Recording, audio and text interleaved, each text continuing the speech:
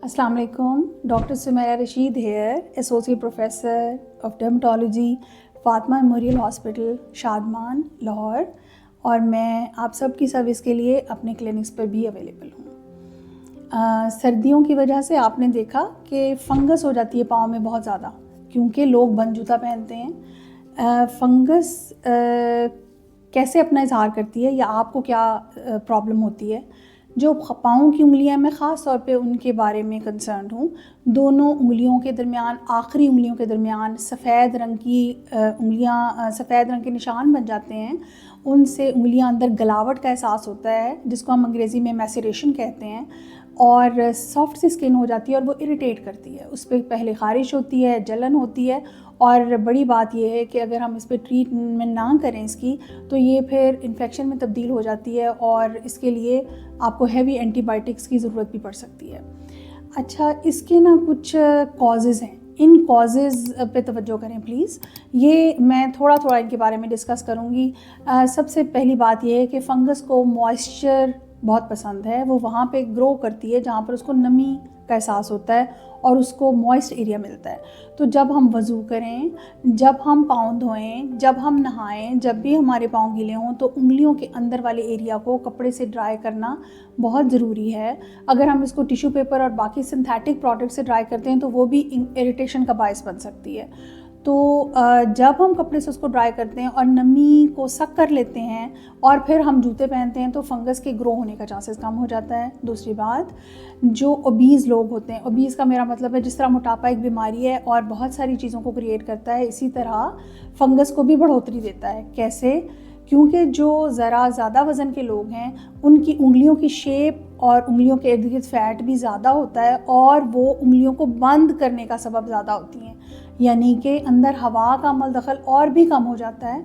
अगर उन्होंने बंद जूते नहीं भी पहने हुए, फिर भी उंगलियों की बनावट की वजह से अंदर से हवा नहीं गुजर सकती और फिर ड्राई नहीं होता वो, और फिर वहाँ से मॉइस्ट रह जाता है, तो फंगस फिर ग्रो कर जाती है। इसी तरह चंद और चीज़ें भी हैं। फॉर एग्ज़ाम्पल, डायबिटिक्स के अंदर फंगस होने के चांसेस बहुत ज़्यादा हो जाते हैं। फॉर एग्ज़ाम्पल, जो एक्सट्रीम्स ऑफ एज हैं, यानी कि बुज़ुर्गी में इम्यूनिटी कम हो जाती है। इसी तरह जो पेशेंट हमारे हैं जिनके अंदर पुरानी डिजीज़ें चल रही हैं, मसलन कोई दिल की बीमारी, मसलन पुराना लिवर का कोई प्रॉब्लम, मसलन किडनी का कोई प्रॉब्लम, या खुदा न खासा कैंसर के वो पेशेंट जो कि किसी ट्रीटमेंट पे हैं, ये तमाम ट्रीटमेंट्स एक्चुअली इम्यूनिटी को लो लेकर जाती हैं और जो हमारी असल ताकत बॉडी की या क़ुव्वत मुदाफ़ियत जो बाहर से आने वाले इन्वेडर्स को या फंगस को ख़त्म कर सकती है, उसकी सलाहियत भी कम हो जाती है इससे लड़ने की। तो जिनकी इम्यूनिटी कम होती है उनको भी फंगस हो जाती है। सर्दियों में ये फंगस के केसेस बहुत ज़्यादा बढ़ जाते हैं। बढ़ इसलिए भी जाते हैं कि पहले हम इस पर तवज्जो नहीं करते, और दूसरी बात यह है कि ये हम ट्रीटमेंट वाइज भी वैसे फॉलो नहीं करते जैसे डॉक्टर बताता है, क्योंकि जो पाँव के अंदर होने वाली फंगस है उसको चंद दिन नहीं बल्कि चंद हफ्ते चाहिए होते हैं ट्रीटमेंट के लिए। इसके दौरान आपको खाने की और लगाने की दवाइयों को मुस्तकिल लेना पड़ता है, तो ये ख़त्म हो सकती है। पेशेंट कैसे करता है कि जब वो बेहतर होने लगता है तो दवाई को छोड़ देता है, क्योंकि उसकी ख़ारिश कम हो चुकी होती है, उसकी जलन कम हो जाती है और उसमें जो प्रॉब्लम होती है वो ठीक हो जाती है। तो लेकिन यही वो वक्त है जिसके अंदर वो फंगस दोबारा ग्रो हो जाती है। तो आम तौर पे पेशेंट इस बात का इजहार करते हैं कि मैं जब तक दवाई इस्तेमाल करता हूँ तो ठीक रहता हूँ, उसके बग़ैर ये दोबारा हो जाती है। I mean both mails and female gender, इसमें कोई ऐसी बात नहीं है कि मर्दों को ज़्यादा होती है, दोनों जेंडर्स को हो सकती है।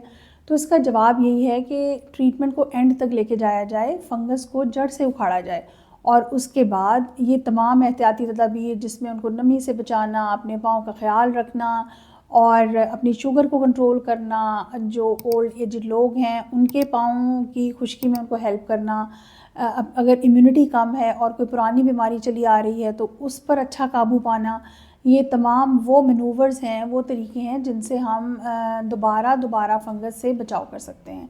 आखिरी बात आपको ये बताऊं कि घर में बहुत से लोग जो कि ऐसा जूता पहनते हैं जिससे उनकी उंगलियां बंद रहती हैं, यानी जिसके ऊपर स्ट्रैप होता है, और वो समझते हैं हमने खुला जूता पहना हुआ है। ایسا جوتا میڈیکل سائنس میں کھلا جوتا نہیں ہے جس کے اندر انگلیاں بند رہیں اور اس کے اندر ہوا کا عمل دخل نہ ہو. کھلا جوتا فلپ فلاپ یا چپل کی شکل میں ہو سکتا ہے جس کے اندر آپ انگلی کو ہلائیں گے اور اس کے اندر سے ہوا کا دخل ہو جائے گا. اس لیے وہ بیچارے اسی غلط فہمی میں رہتے ہیں کہ میں نے تو بند جوتا پہنا ہی نہیں, یہ کہاں سے بیچ میں سے سفید ہو گیا اور فنگس کہاں سے آ گئی. تو ایکچولی وہ مستقل بند جوتے کا استعمال کر رہے ہوتے ہیں. تو یہ چھوٹی چھوٹی سی باتیں جن کے بچاؤ سے ہم اس بیماری کو کنٹرول کر سکتے ہیں, اور اس کی جو بھی کمپلیکیشنز ہیں جس میں پورا آپ کا لمب یا پوری لیگ ریڈ ہو سکتی ہے, بخار ہو سکتا ہے, اور پیشنٹ کو ہاسپٹل میں ایڈمٹ کرنے کی اور ٹیکوں کے ذریعے آئی وی اینٹی بائیوٹک دینے کی ضرورت پڑ سکتی ہے. تو ان تمام سے بچاؤ ممکن ہے. آئی ہوپ کہ یہ چھوٹی باتیں آپ کو فنگس سے بچاؤ میں مددگار ثابت ہوں گی. السلام علیکم ورحمۃ اللہ.